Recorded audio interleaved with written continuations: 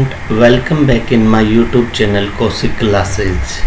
आज का अपना टॉपिक जो है वो है फेज इन्वर्टर सर्किट और फेज स्प्लिटर सर्किट। देखो फेज इन्वर्टर या फेज सर्किट का क्या यूज है। देखो अपन ने इससे जो प्रीवियस लेक्चर थे उनमें अपन ने स्टडी किया था push pull amplifier, class A class B push pull amplifier study किया था।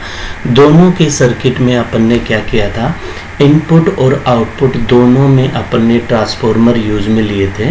तो जो ट्रांसफॉर्मर यूज में लिए थे तो इनपुट ट्रांसफॉर्मर का मेन फंक्शन था एक सिग्नल को दो में स्प्लिट करना, सेम एम्पलीट्यूड और अपोजिट फेज के। ये सेम फंक्शन जो है फेज इन्वर्टर कर सकता है।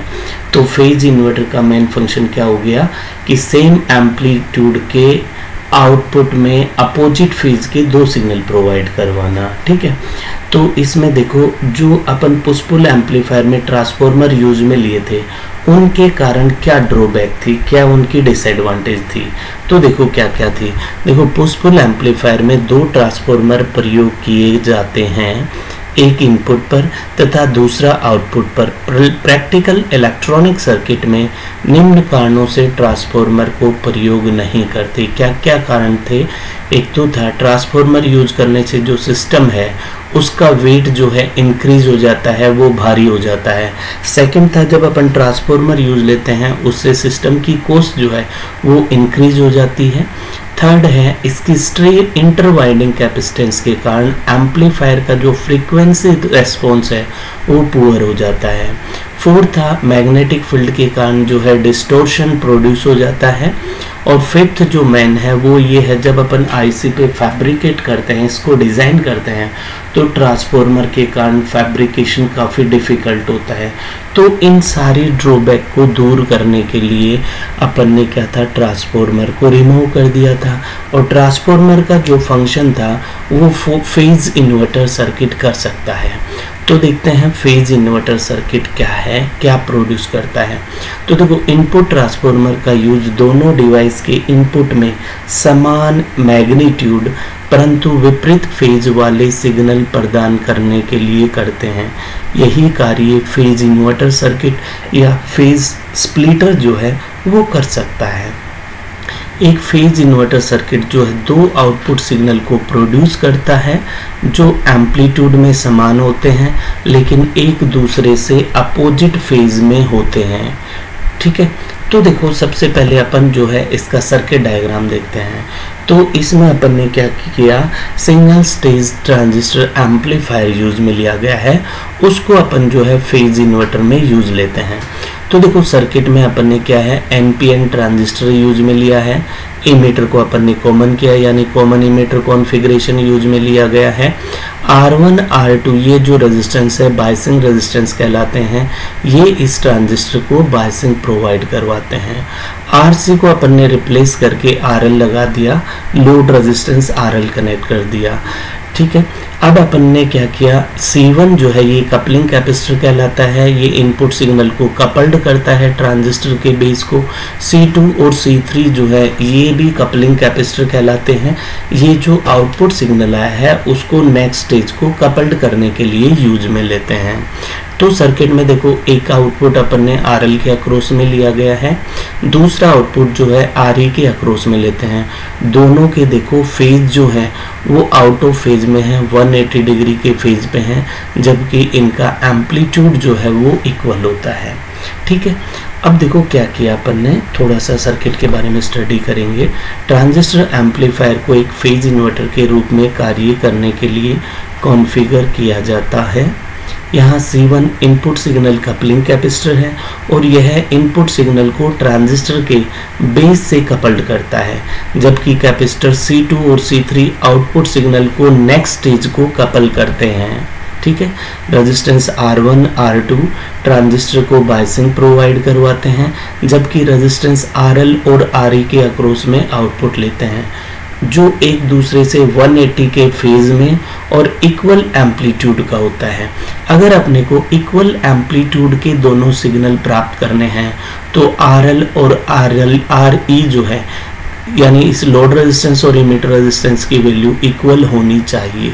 ठीक है, अब देखो इनपुट सिग्नल को ट्रांजिस्टर के बेस पर अप्लाई करते हैं। ये अपन ने बेस पे अप्लाई किया इनपुट सिग्नल को।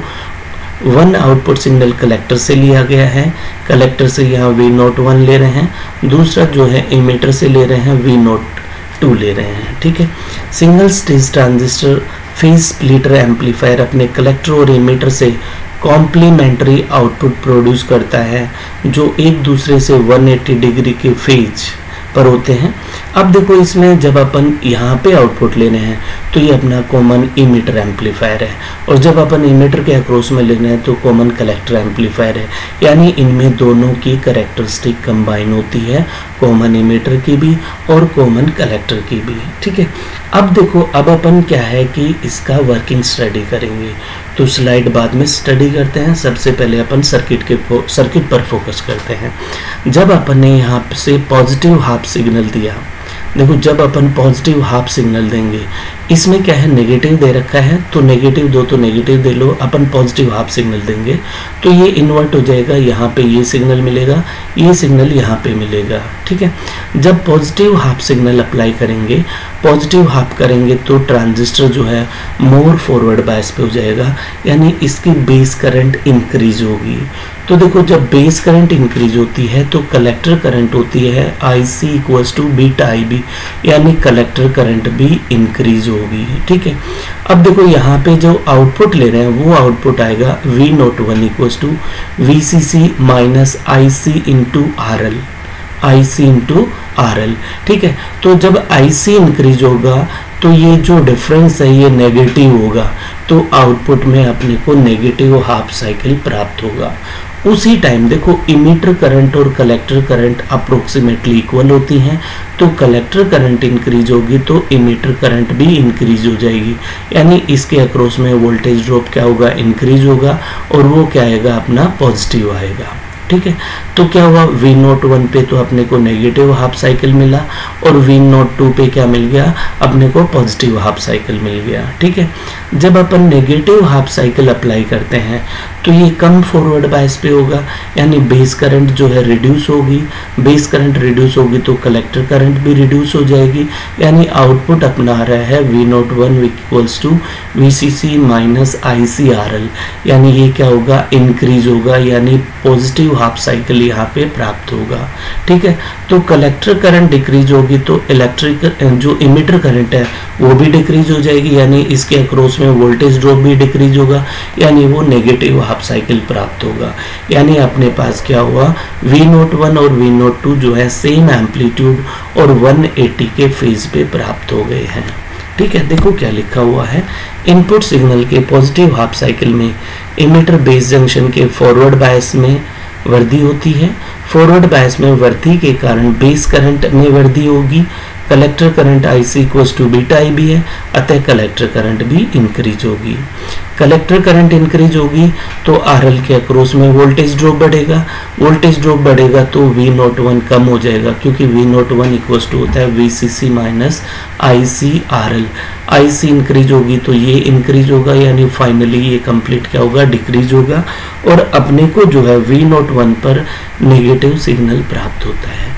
उसी समय देखो जब कलेक्टर करंट बढ़ेगी इमीटर करंट भी इंक्रीज हो जाएगी, इमीटर करंट बढ़ेगी तो RE के अक्रॉस में वोल्टेज ड्रॉप बढ़ेगा, वोल्टेज ड्रॉप बढ़ेगा तो V02 पर पॉजिटिव हाफ साइकिल प्राप्त होगा। ठीक है, जब अपन नेगेटिव हाफ साइकिल अप्लाई करते हैं तो इमीटर बेस जंक्शन जो है वो कम फॉरवर्ड बायस पर होगी, जिससे बेस करंट डिक्रीज हो जाएगी, बेस करंट डिक्रीज होगी तो कलेक्टर करंट भी डिक्रीज होगी, कलेक्टर करंट डिक्रीज होगी तो लोड के अक्रॉस में वोल्टेज ड्रॉप डिक्रीज होगा, वोल्टेज ड्रॉप डिक्रीज होगा तो V01 जो है इंक्रीज होगा, यानी V01 अपने को पॉजिटिव हाफ साइकिल प्राप्त होगा। ठीक है, जब कलेक्टर करंट डिक्रीज होती है तो इमीटर करंट भी डिक्रीज होगी, इमीटर करंट डिक्रीज होगी तो RE के अक्रॉस में वोल्टेज ड्रॉप कम होगा, जिससे अपने को V02 जो है नेगेटिव हाफ साइकिल प्राप्त होगा। यानी आउटपुट जो है V01 और V02 जो है एम्पलीट्यूड में समान लेकिन एक दूसरे से अपोजिट फेज पे प्राप्त होते हैं। तो देखो फेज इन्वर्टर जो है उसने आउटपुट में क्या किया, दो सिग्नल दिए, दोनों एम्पलीट्यूड में सेम है लेकिन आउट ऑफ फेज पे हैं। यही अपना सेंटर टेप ट्रांसफॉर्मर करता है। तो अपन क्या कर सकते हैं, सेंटर टेप ट्रांसफॉर्मर को रिमूव करके रिप्लेस करके फेज इन्वर्टर वहाँ पे कनेक्ट कर सकते हैं, जिससे ट्रांसफॉर्मर के कारण जो जो ड्रॉबैक आई हैं वो सारी रिमूव हो सकती हैं। ठीक है, ये अपना था फेज इन्वर्टर। अगर आपको फेज इन्वर्टर में कोई भी डाउट है तो आप मेरे को कमेंट करके पूछ सकते हो। अगर आपको ये वीडियो अच्छा लगा तो इस वीडियो को ज़्यादा से ज़्यादा शेयर करना और चैनल को भी सब्सक्राइब करना। Thank you for watching this video.